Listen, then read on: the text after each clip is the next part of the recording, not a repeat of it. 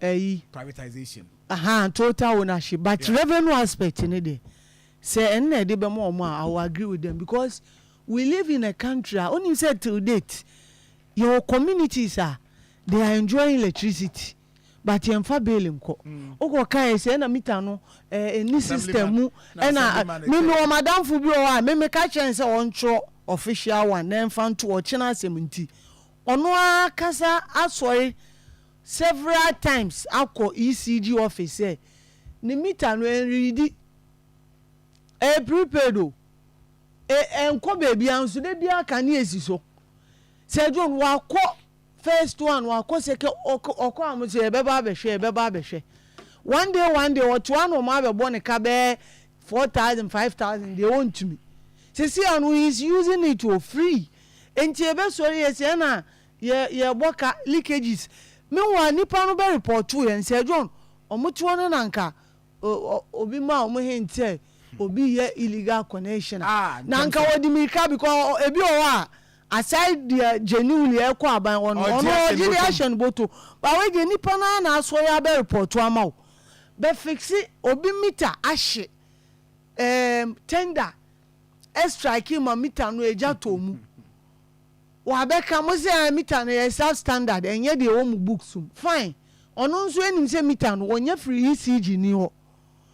whether substandard or not say John ade na eja to nipa no enjoy electricity free ade na mo mbesi sa meter ne ma no jese kroma de bia no ye pese ye ne say no mo bi o wa before wo benya no e wo say John obra ansa na wonya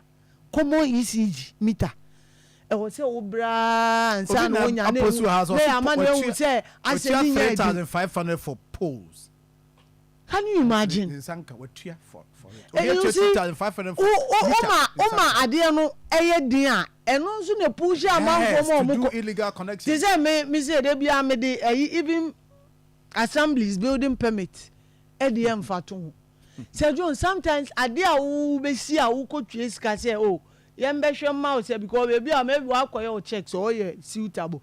Wo kotwe building permit say yem be hwe na timisi. Say John wo kwa na fa eventually and at the end of the day nipa no be kwa sit down na abra 1G building permit no the why any illegal but system no e kan ho bi make I say the last time the former Ashanti regional minister e call round Simon Simmons o ka try assemblies ni say mo angu ade anim ama anye easy ama manfo ntimi because minister say John me sorry and them me be sit down na building permit me call assembly or it wouldn't take me more than an hour makes me a bibia ni sika o se me twia eya me unless me na no me mambo me pese me bom o man na me pese me twia taxes and me swerve but me ko twia sika no but say John say me to na me hu ni say me kwa e be take me weeks months na no kra ye fa hu di sika bia ubekwa akwesi de ombe answer tro stop work no kwa nipa na abetro no o san de be pe kakra ebia ne de ye kan ECG ne yi enti revenue no se o ka kire me se enya amanfo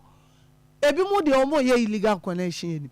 but illegal connection ni bi nso ho a o mu ane force amanfo e ma o mu consume power free na fe de be wi a chichama me no wa ye adwene se pese edi mra ne so enti revenue na se enti sometimes mo ko gi revenue na omo di media ko na this month yetimi omo de yeka yetimi akoju omo 20 million Ghana me ka tron say as story no ne fans me fam omo because omo juma yes we dada na wanye na wa sorry akoye bi then you expect me to applaud you say wa ko say John wa so ya anopa we be exceptional then we applaud also we do man say NGD ama o say by 6 bra na be hye mo one issue ase na wa ba say maybe wo ba na utimi be kan news anopa no na oto am one issue na hu say wo ya additional work bi ene de ye bo abaso man yi but they also wo be na no wa be ya enu kra no ye one san ye ni ye why half o say yem bo abaso na sika na ye tua wo ka no ehun fa so pa nti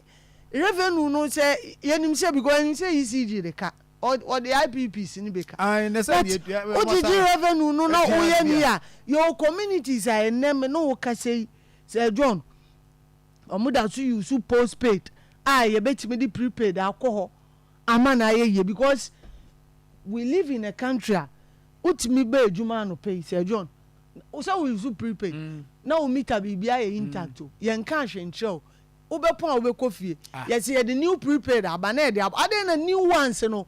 ye mfa nko bebi a omu use postpaid no na ye nsisa mo omu because already we use prepaid enti e ba na afa dey capture obia na new ones be or maybe upgrading I also nsisa na then we go ahead and do it but oba for your assistant prepaid by 4 times 4 different times you on request you na your community be or omu de omu use postpaid o say na omu wi akane but prepaid no so any such a way say enu kra no you say ebo ma o manage o kane use because unim say auto 200 esante mo nso pese o manage 200 no for month afa udundum no ma bi udundum no ma bi enti eboa e mo man no e yina etimi manage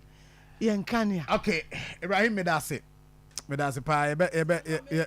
me sorry ano no nse nde sa adwuma clock sack